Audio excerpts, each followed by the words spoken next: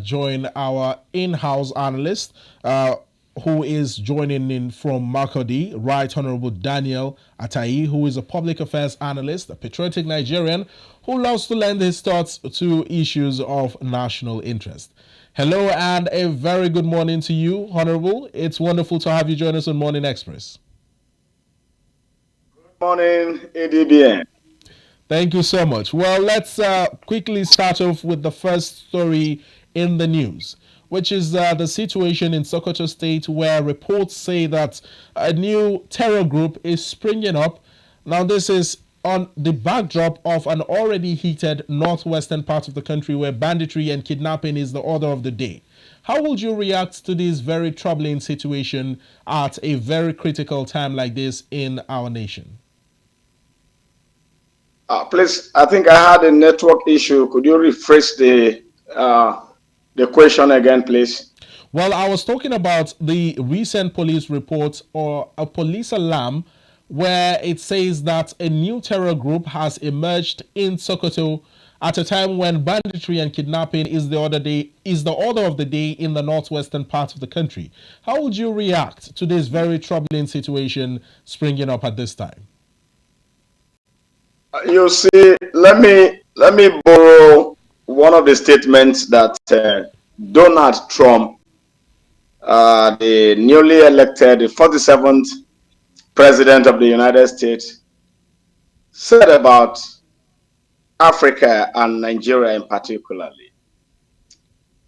You see that the issue of terrorism, especially coming from the Islamic sects, because they always have a tag name, and that tag name that they have, it is a religious ideology. A religious ideology.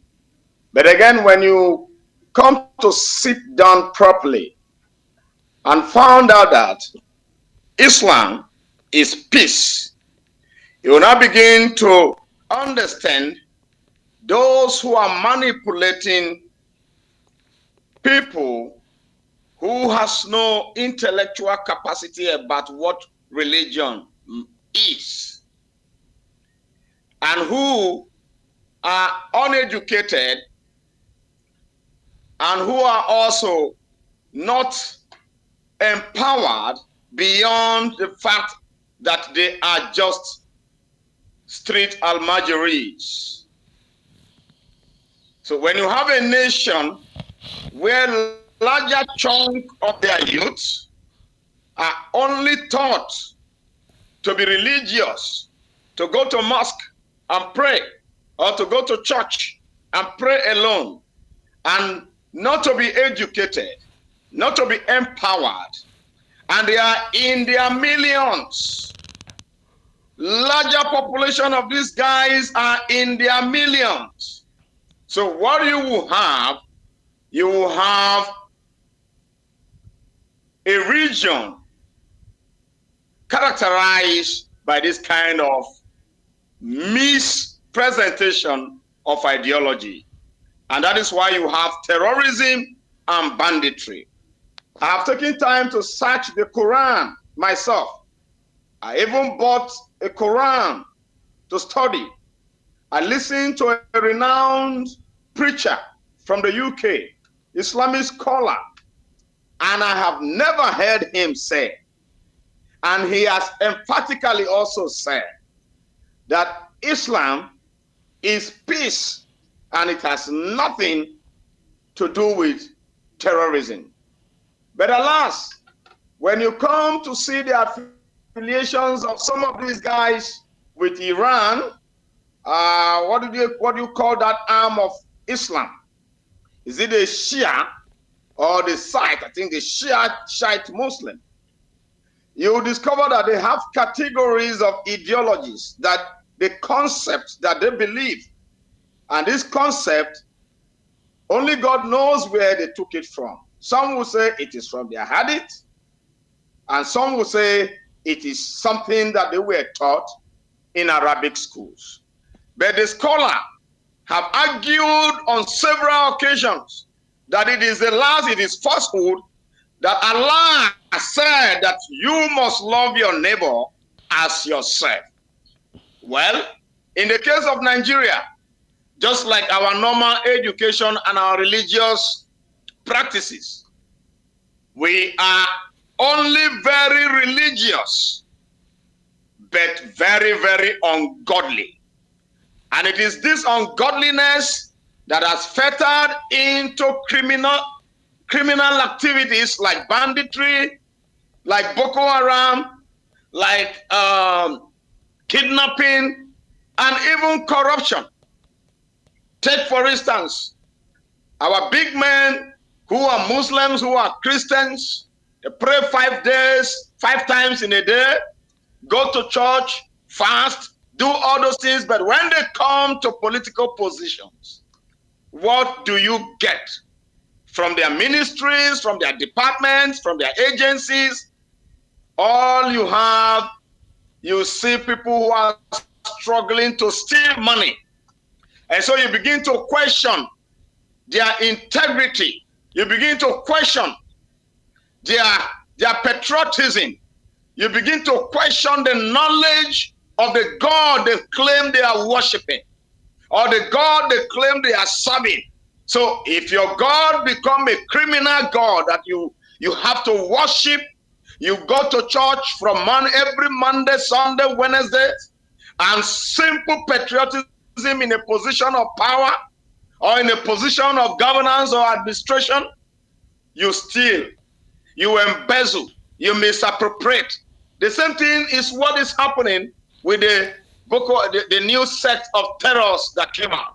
When you investigate very well, are you hearing me? Well, certainly, I'm with you, Right Honorable. I'm still here. I'm listening. Yeah.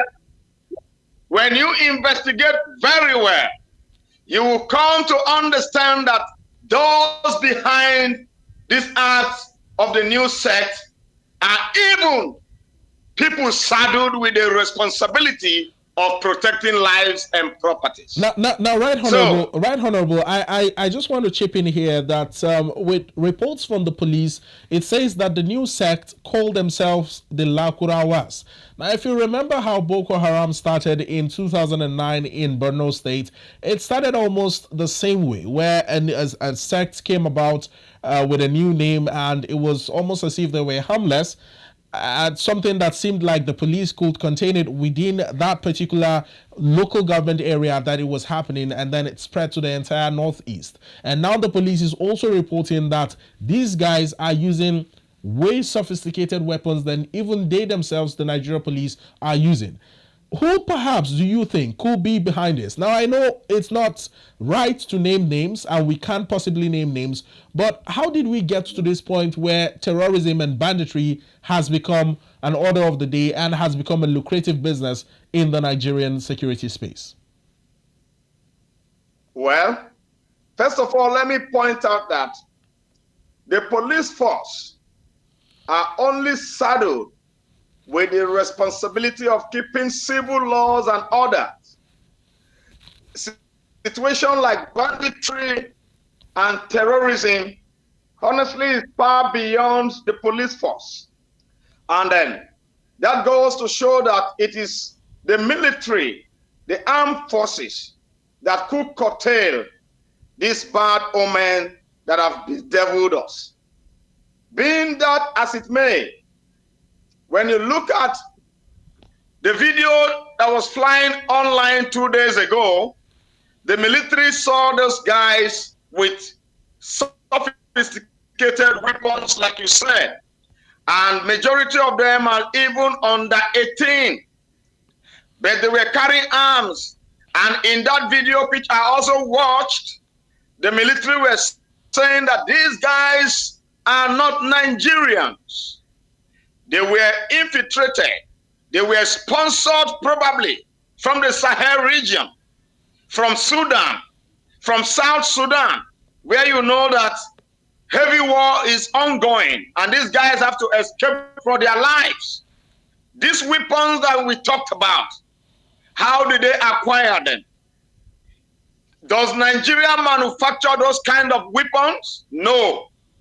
So, when you want to curtail this kind of danger, and they have fastly, affiliated themselves with their brothers in Sokoto State. I say they are brothers because they usually come in the name of religion. And when they come in the name of religion, and because they want to tell you that they are worshiping God or Allah, they will be allowed to settle down in the name of religion. That means the Nigerian government has to do one thing to de-radicalize the ideology of religious patriotism. A nation that its creed or whose trajectory or whose vision or whose patriotism or whose loyalty is towards religion, is towards tribe, is towards ethnicity, will always have this kind of crisis.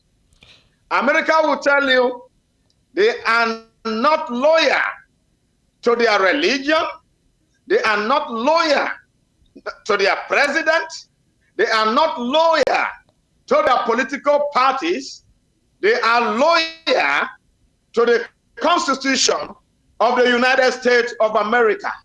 And when we are talking about this kind of constitution, it's a constitution that has no iota of loophole.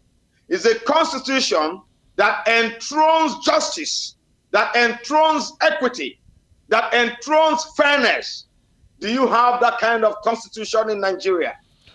And how do you begin to reconstitutionalize the Nigerian constitution when some sect of senators, some sect of House of Rep members are even agitating for the inclusion or the enactment of a Sharia law in the Nigerian constitution, making it to be that what these guys and their big men and their political leaders are interested in is religious ideology and not the trajectory of nationhood, patriotism, and nationalism. Well, right, Honorable Atayi, I like how you have beautifully laid this out.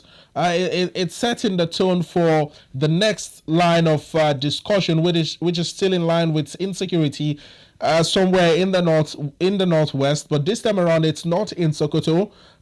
It's in Zamfara, which has been the heartbeat of banditry and terror, banditry and kidnapping in the northwest. Now, a report here on Daily Trust says that bandits have abducted over 50 people in Zamfara state and have also placed a 150 million naira levy on residents. Now, mind you, this is not a ransom. This is a levy that they have to pay to be able to live in the community.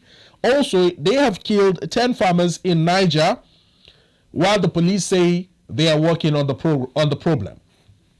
So it's like a complete deteriorating state where we see banditry jumping from one state to another. And here in Niger, Niger is literally sharing borders with the nation's capital. At what point would the security forces take the issue of insecurity in the country seriously?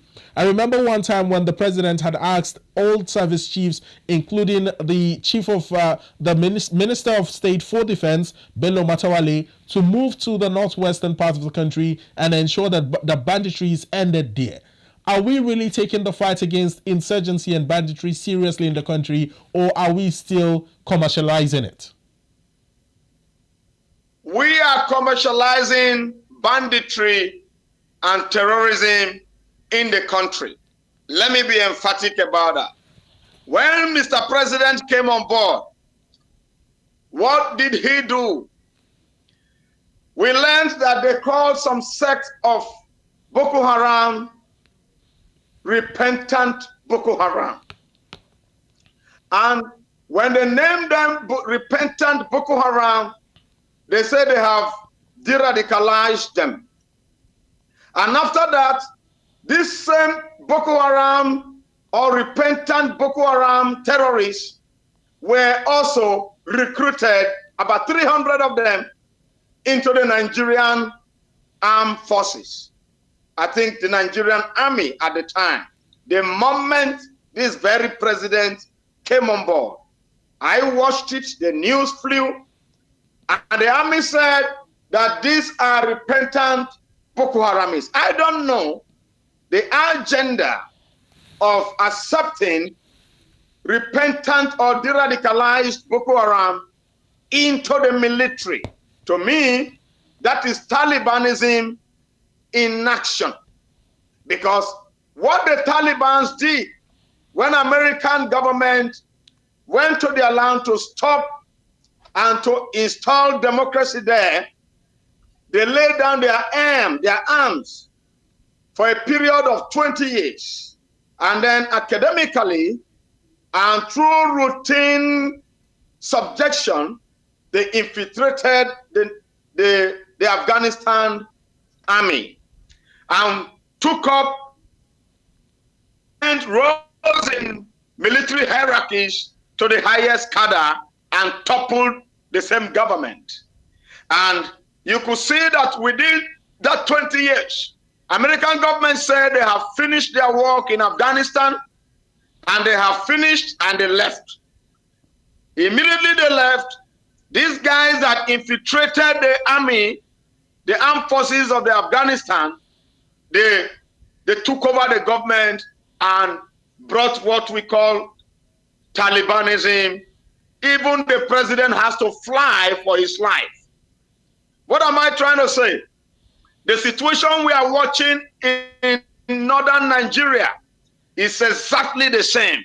And if I want to go further to be more emphatic, I will tell you that the northern region of the country has accepted the religious ideology than the Nigerian constitution. Because in the Kano state, you have Sharia law. In Zamfara state, you have Sharia law. In Sokoto state, you have Sharia law. In Kaduna state, you have Sharia law. And the government and the military or the security system cannot tell me that this law does not infringe on the law that governs the country, which is the Nigerian constitution. So a situation where you have two constitutions in one, you are there to practice them. A country also where you sponsor Hajj with over 90 billion naira, and you sponsor pilgrimage to Jerusalem with almost the same amount of money.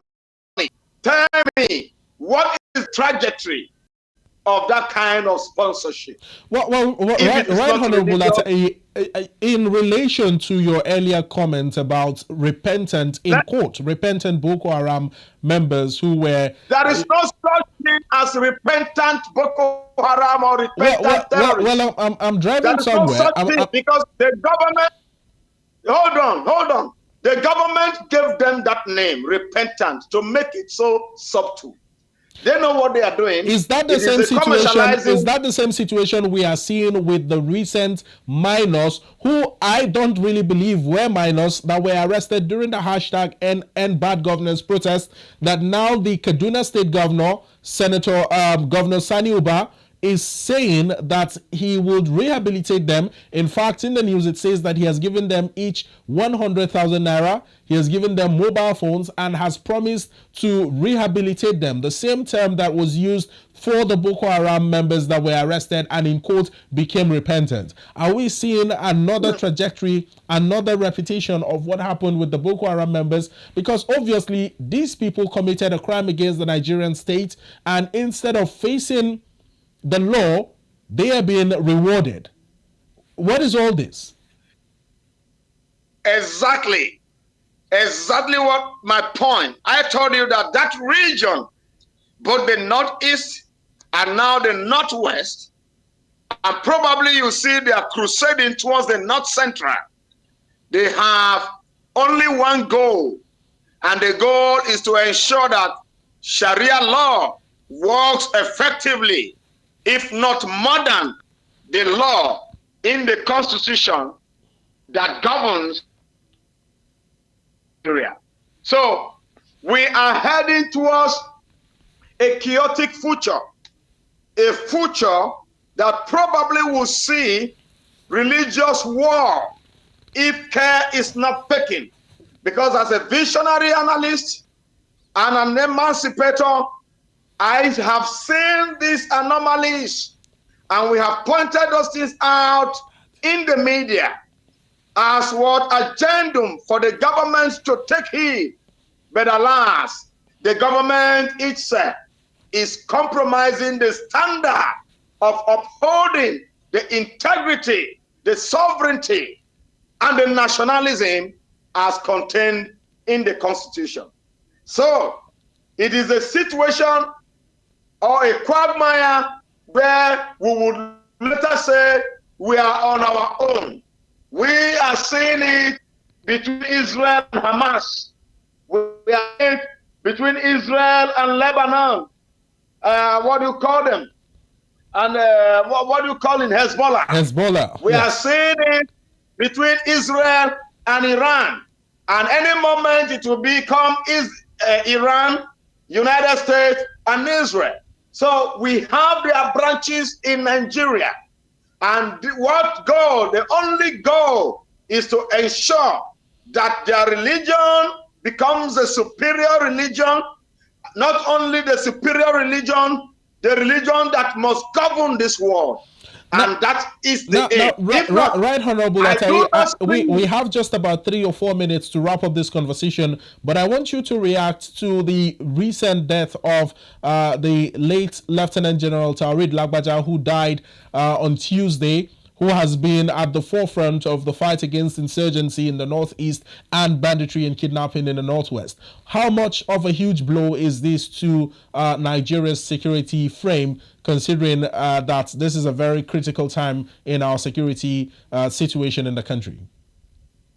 If you see the enthusiastic spirit, the sagacity, the consciousness, the capability of that young man, Lagbaja, you would know that yes, something good is about to happen in Nigeria in the eradication of terrorists, Boko Haram, banditry, and what have you.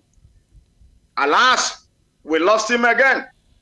I don't know, but I could say that had it been he never became the chief of army staff, would he have died so suddenly with what they ascribed or alleged to be the cause of his death? Cancer? Such a vibrant young man is a big blow and a big loss to the Nigerian government and people. And my heart goes, my sincere and deepest condolence to the Nigerian government and to his immediate family. Again, let me say this, that we have gotten a replacement for Lagbaja. Though Lagbaja, or the replacement, is just within the jurisdiction of the Nigerian Army. We have the Nigerian Air Force. We also have the Nigerian Navy. We collectively known as the Armed Forces. Then we have the Chief of Defense Staff. What the Chief of Defense Staff and all his chiefs who have to do now, take the welfare of the foot soldiers in the field seriously. Do not create religious dichotomy in the minds of those fighting terrorism in the country. Do not affiliate yourself to political parties or religious inclination or ethnicity. And unless these three things are maintained by the security and the armed forces, we will go nowhere rather than moving in cycle, and we shall have no trajectory, no nationalism, no creed as a nation. Thank you very much, and I think this would be my last statement. Well, right, Honorable Daniel Atayi, I must thank you so much. It's been a brief discussion, but quite punchy. It's a pleasure to have you join us on Morning Express. Thank you very much for having me.